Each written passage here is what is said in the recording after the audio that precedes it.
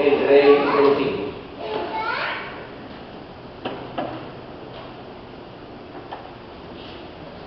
Bueno, hermanos, qué interesante que ya podemos estar de nuevo escuchándonos completamente y volver a revisar y a repasar el mensaje de las 7 palabras, esas últimas palabras que Jesús pronunció desde la cruz y que tienen un significado impresionante, extraordinario. Es el resumen del Evangelio, es el resumen del amor de nuestro Dios. A las 3 de la tarde es cuando Jesucristo expiró. De manera que es un momento en el cual podemos contemplar la escena en el Monte Calvario. Podemos contemplar aquellas 3 cruces, 2 malhechores y en el centro nuestro Señor y Salvador. Ver a Cristo morir es una oportunidad para conocer mejor a Dios. Pero por el otro lado también genera en nosotros cierta expectativa para conocernos también a nosotros. Es decir, la cruz de Cristo, la muerte del Señor en el Gólgota, nos acerca a conocer a Dios, pero cuanto más conocemos a Dios, más nos conocemos a nosotros mismos. En la cruz, en el Calvario, el hombre ve a Dios, pero también con fe comenzamos a vernos más a profundidad a nosotros mismos. Así que entonces hay una lección interesante en este acontecimiento del Gólgota. Y esta mañana venimos a ver, pero también a oír a Jesucristo que habla desde la cruz. Y las palabras que Jesús pronuncia desde la cruz, nada ni nadie puede detenerlas.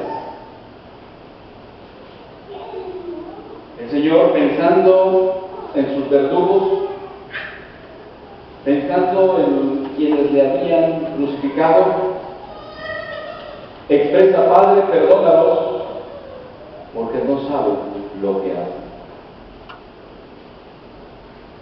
Al ladrón que le acompaña a su lado le dice: hoy estarás conmigo en el paraíso. Y a su madre y al discípulo que le acompaña le dice: mujer, he ahí a tu hijo, hijo, he ahí a tu madre. Algo que no se le puede impedir a Jesucristo, aún estando en esa condición en el Monte Calvario. No se puede impedir que Jesús ame. Tampoco se puede impedir que Jesús interceda. Tampoco podemos evitar que Jesús restaure y que despierte el sentido de responsabilidad humana. De manera que nuestro Señor Jesucristo, estando en la cruz, no traicionó la esencia del Evangelio. Nuestro Señor Jesucristo, estando en la cruz, mostró su amor. Dios es amor. La primera palabra es una palabra de intercesión. Una palabra sola. Dicen algunos escritores que la capacidad de un hombre para amar hay que medirlo en términos de su capacidad para perdonar. Es interesante esta frase. La capacidad de un hombre para amar hay que medirlo en términos de su capacidad para perdonar. La primera palabra va dirigida a satisfacer la más profunda necesidad del hombre. Frente a la necesidad del hombre, frente a su maldad, frente a su pecado, hay dos actitudes tradicionales. Una es ignorarlo y la otra es condenarlo.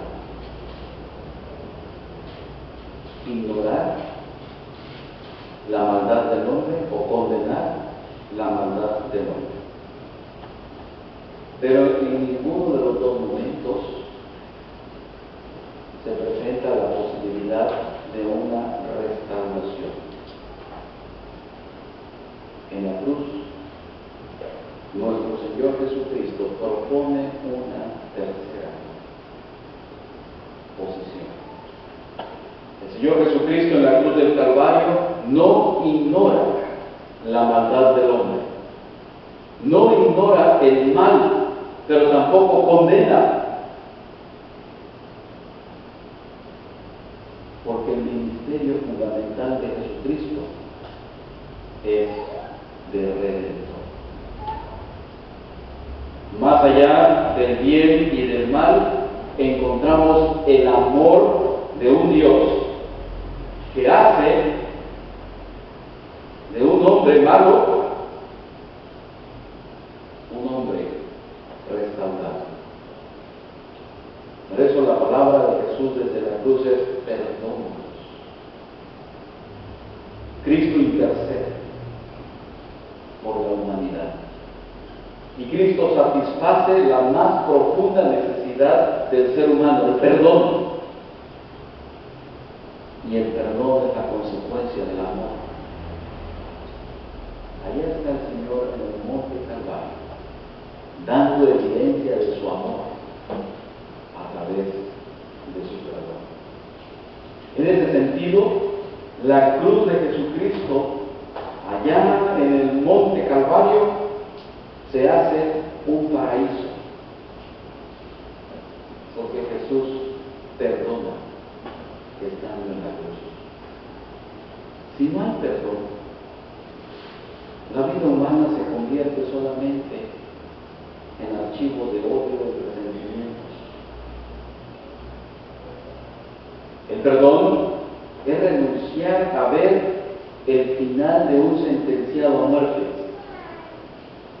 Es una desgracia vivir pensando que el mal que he cometido es la palabra final y que más allá de las tormentas de mi maldad no llegaré a escuchar la palabra de esperanza y de fe. Perdónanos. La primera palabra que Jesús pronuncia revela una profunda preocupación por el pecado e intercede por toda la humanidad. Padre, perdónalos, no saben lo que hacen. ¿Y el perdón es una teoría o es una realidad?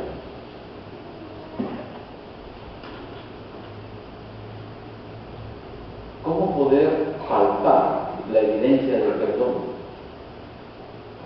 ¿Cómo estar seguros que el perdón de Cristo restaura? ¿Cómo estar convencidos que el perdón que ofrece Jesucristo regresa al hombre su condición de imagen y semejanza de Dios? La segunda palabra lo convierte en una realidad.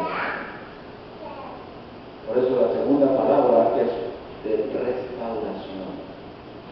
Porque junto al Señor hay dos ladrones, dos malhechores. Estos dos malhechores hablan y adoran. Uno se dirige a Jesús diciendo: si eres hijo de Dios, sálvate, y de pasada nos salva a nosotros, o desciende de la cruz. De una u otra manera, este ladrón, este malhechor, está tentando a Jesús. Viene a nuestra mente aquella tentación de Jesús en el desierto. Si eres hijo de Dios, convierte estas piedras en sal. Si eres hijo de Dios, lánzate y no te va a suceder nada. Vean cómo está allá en la cruz el Dios de perdón, el Dios de amor. Aún en este último momento está siendo tentado ahora por un instrumento también de Dios. Pero hay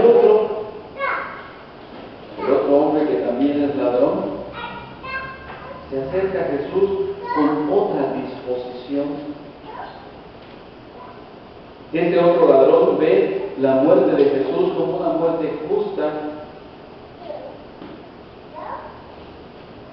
pero también piensa en su muerte, este ladrón, como una muerte inevitable, como una recompensa a una vida de violencia, a una vida de robo, a una vida de maldad, y este ladrón se siente solo frente a Jesucristo.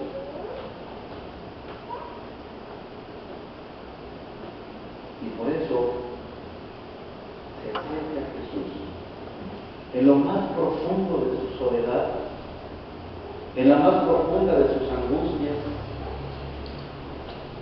y habla con el Señor, no para ofenderlo, no para pedirle un escape de la cruz, sino con toda humildad y con un fervor vehemente le pide al crucificado una sola cosa: acuérdate de mí cuando vengas en tu reino. Este otro ladrón tiene una visión diferente en relación con la muerte de Jesucristo. Este otro ladrón está siendo transformado por la gracia de nuestro Dios. ¿Quién le iluminó a este ladrón para reconocer a Jesús como el Rey de Reyes? ¿Cómo se puede creer en un rey y en un reino cuyo trono es una cruz, cuya corona es una corona de espinas y cuyo centro son solamente clavos? ¿Cómo fue que este otro ladrón tiene una visión diferente del crucificado?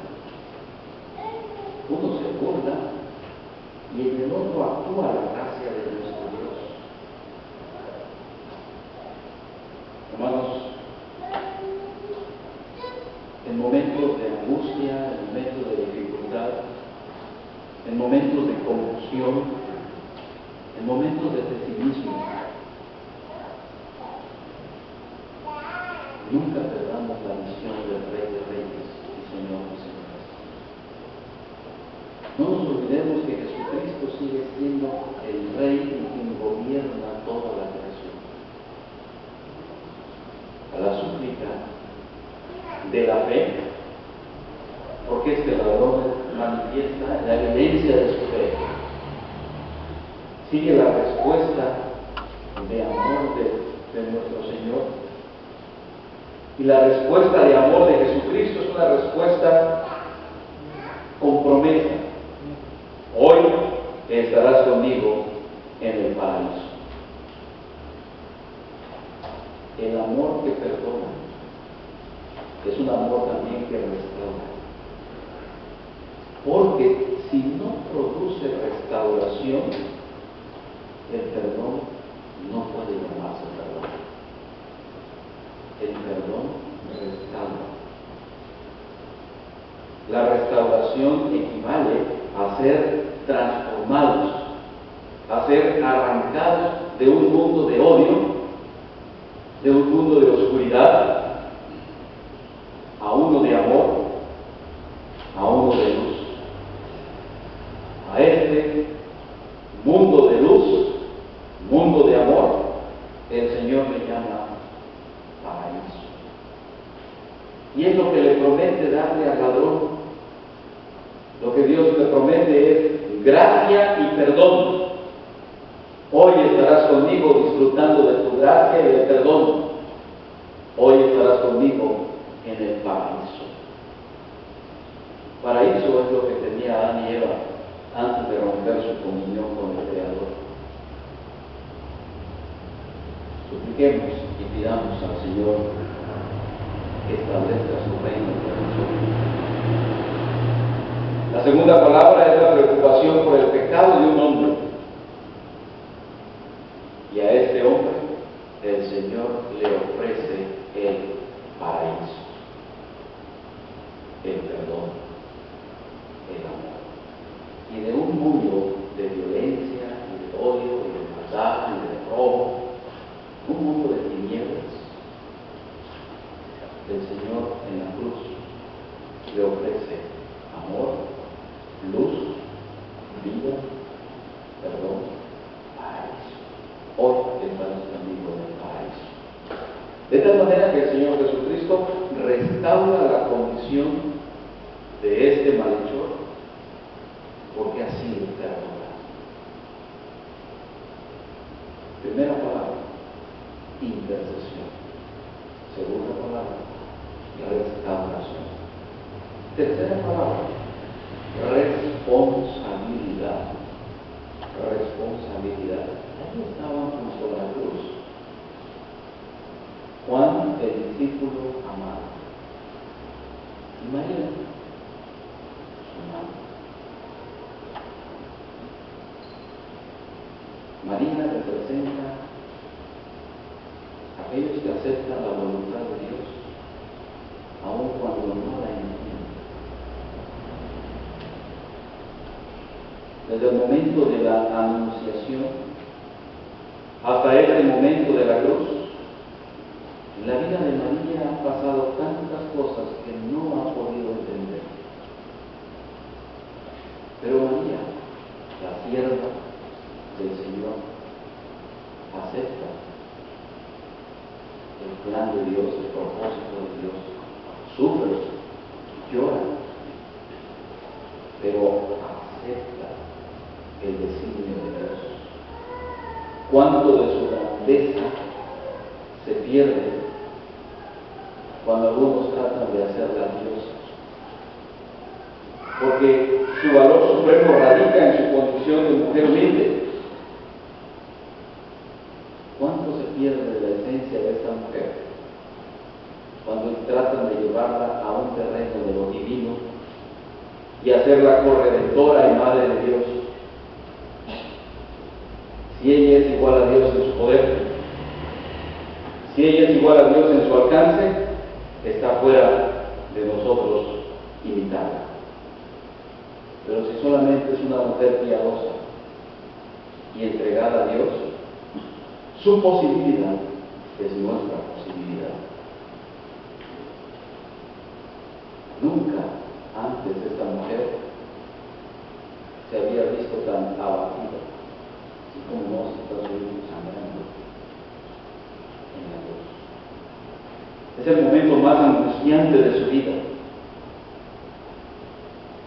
Y Jesús, al ver a su madre sufrir y al ver la lealtad del discípulo amado, es cuando expresa: mujer, he ahí a tu hijo, hijo, he ahí a tu madre. Una palabra de responsabilidad. Cuando el hombre ha sido perdonado y ha sido restaurado, también implica llevar una vida de responsabilidad y de preocupación por el bienestar del prójimo. Hay que ser responsables. Y es la enseñanza de la palabra número 3. Llegamos al corazón del drama. El Calvario es el centro de atención de todo el mundo. La palabra de la desesperación total y la de necesidad física. Dios mío, ¿por qué me has desamparado? ¿Por qué me has abandonado? ¿Qué indica esta frase? ¿Será la destrucción del fundamento de la vida? ¿Qué está pasando en el monte Calvario?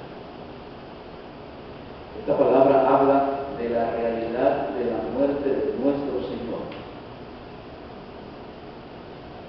Que el Dios de los cristianos, no es un fantasma, es un Dios hombre de carne y hueso. En el clamor de Jesús hay dolor y hay esperanza.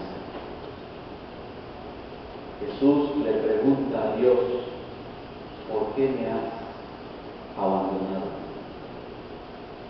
¿Por qué me has desamparado? Pero antes de la pregunta, Jesucristo dice, Dios mío. Pero también tiene que ver con la esperanza.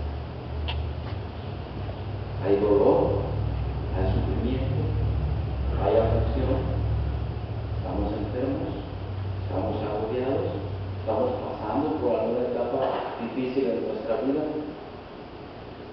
Hay esperanza, hay seguridad, hay confianza. Mi Dios, ¿por qué me has abandonado? Es una expresión de seguridad.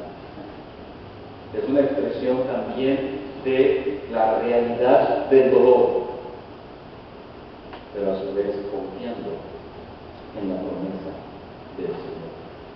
La cuarta palabra no es la proclamación de una derrota, sino la declaración de un triunfo. Cristo está triunfando sobre la cruz. Es la palabra del dolor personal, es la palabra del dolor privado, pero también confesado ante Dios. Tal cual se siente nuestro Salvador y nuestro Señor y nuestro Redentor. El dolor intenso, lo que Él sufre, lo que Él siente en lo privado, en lo personal, lo confiesa a su Dios. Qué hermosas lecciones se derivan de las palabras de Jesucristo. Vayamos aplicándolas a nuestras vidas. Y la quinta palabra es la palabra de una necesidad. Después de momentos de intensa angustia,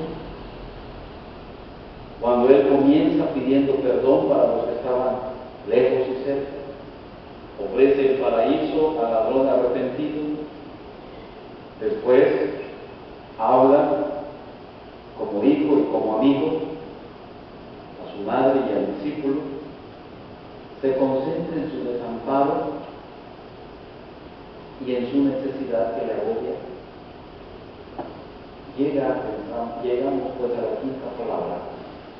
En lo personal hay una necesidad física. Y la quinta palabra nos habla de la humanidad de Jesús.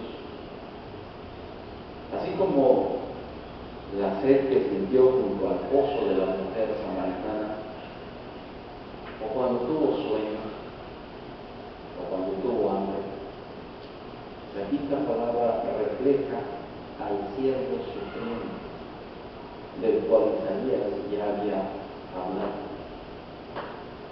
El Señor se preocupa de lo material después de atender todo lo demás. El pecado del mundo, el pecado pecado individual, la unidad de su comunidad, su angustia espiritual.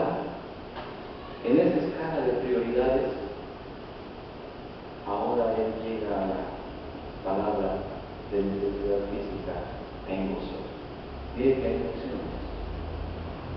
Cómo el Señor primeramente está preocupado por satisfacer la necesidad primordial del hombre, por ofrecer el paraíso, y así va creciendo la escala de prioridades.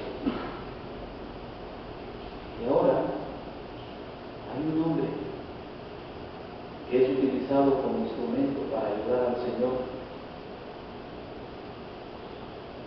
Ahí hay un soldado que era parte del sistema opresor de Roma, ahora está al servicio del Rey de Reyes.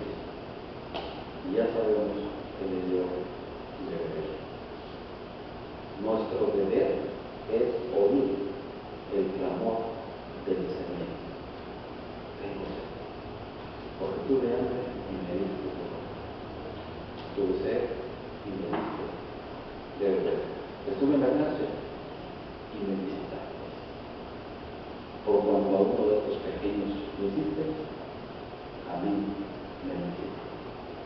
Allá estaba un soldado saciando esa necesidad física de Jesús.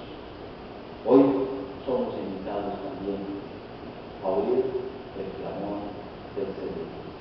Tengo sed. Dos palabras finales. El Señor está entrando a una recta final.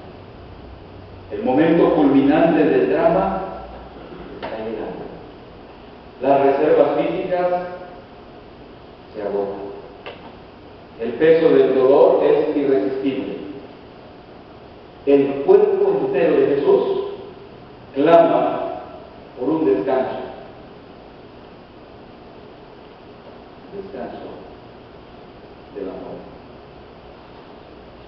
Pero antes se expresa consumado es. Y nos preguntamos, ¿qué se consumó en la cruz? También se puede decir, todo está cumplido. ¿Qué se cumplió en la cruz? Primero que queremos llamar la atención es la vocación de Jesucristo, la nación de Jesucristo. Porque quien muere en la cruz es un hombre que ha sido llamado por Dios para una misión. Muere siendo humilde y obediente. Jesús ha cumplido la tarea que se le había encomendado. Jesús fue constante. No quedó nada inconcluso. ¿Cuántas obras quedan inconclusas por nuestra inconstancia? Pero en Jesús se consuman todas las esperanzas mesiánicas, todas las profecías del Mesías, pronunciadas por Isaías, por Miqueas, por los profetas del Antiguo Testamento. Ahora todo se está cumpliendo, todo está consumado. Los tiempos de Dios han llegado al hombre. El tiempo se ha cumplido y el reino de Dios ha llegado. Arrepentidos y creer en el Evangelio. Cuando muere el Señor, el velo del templo es rasgado, lo cual indica que ya nada impide la cercanía del hombre con el Señor, el crucificado. Cristo Jesús puede decir que ha consumado la tarea, la obra que pediste, la he cumplido. Todo está cumplido. El sacrificio perfecto de Jesucristo en la cruz de Calvario es único y suficiente. Hace un balance de nuestro Señor en la cruz. La obra se ha cumplido. Padre, en tus manos encomiendo mi espíritu. Comienza y termina sus momentos últimos en la cruz 7 palabras es un paréntesis que lo está cerrando precisamente. Padre, en tus manos encomiendo mi espíritu. No es una palabra de desesperación, no es un salto de angustia, porque Jesús dice: Padre, en tus manos encomiendo mi espíritu. Qué consolación morir con esta convicción. Las manos que nos dieron la vida son las manos que nos reciben cuando llega el momento de la muerte. Por eso Jesús se entrega confiado en las manos de su Padre. En sus manos encomiendo mi espíritu. Qué confianza tremenda la de Jesucristo. Encomienda a Dios lo único que nadie ni nada pudo robarle: su espíritu. Ni Roma, con su poder militar, ni tampoco Israel, ni tampoco los judíos, con su fariseísmo, ni los clavos, ni la cruz con su violencia, ni el mismo infierno puede destruirlo. En tus manos encomiendo mi espíritu. Pudieron romper su cuerpo, pudieron traspasarle su costado, pero no pudieron quitar su espíritu. ¿Qué seguridad? Porque de la misma manera también a nosotros nos da la misma confianza y la misma seguridad. Las manos que nos dan la vida son las manos que nos reciben también en el momento de nuestra muerte. En tus manos encomiendo mi espíritu.